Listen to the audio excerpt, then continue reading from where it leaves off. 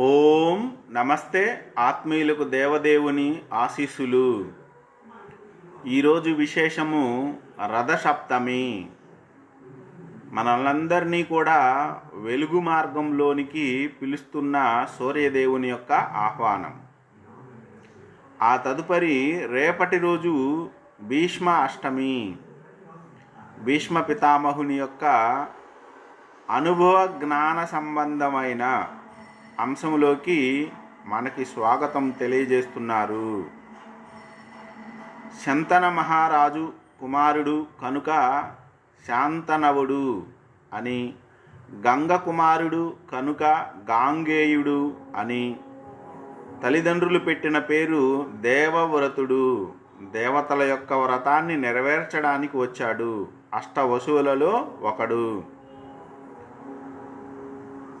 సంసార జీవితాన్ని, గృహస్థ ధర్మాన్ని తండ్రి కోసం విడనాడి రాజ్యాన్ని కూడా త్యాగం చేసినందుకు గాను భీష్ముడు అన్న పేరు వచ్చింది ఆయనకి.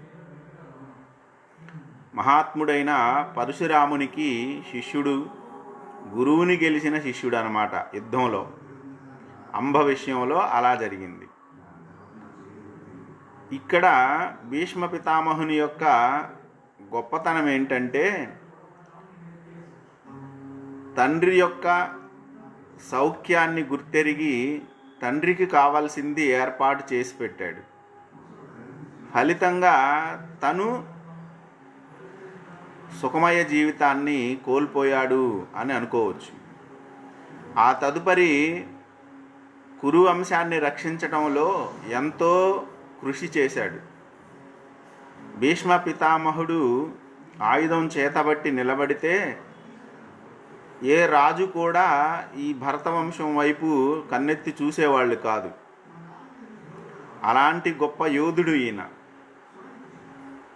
ఇచ్ఛామరణం అనేది వరంగా ఉన్నా సరే ఉత్తరాయణ పుణ్యకాలం వరకు ఎదురు చూసి పరమాత్మలో ఐక్యం చెందిన రాజయోగి లేదా మహాభక్తుడు అని కూడా అనవచ్చు.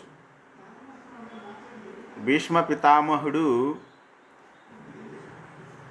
శంతన మహారాజు కొడుకు వ్యాస భగవానుడికి, అటు విచిత్ర వీరుడికి సోదరుడవుతాడు. ఇది 1వ తరం. ధృతరాష్ట్రుడు, పాండురాజు, విదురుడు వీళ్ళు 2వ తరం. కౌరవులు, పాండవులు 3వ తరం. వాళ్ళ కుమారులు 4వ తరం. ఇలా 4 తరాల జీవితాన్ని కాచి వడపు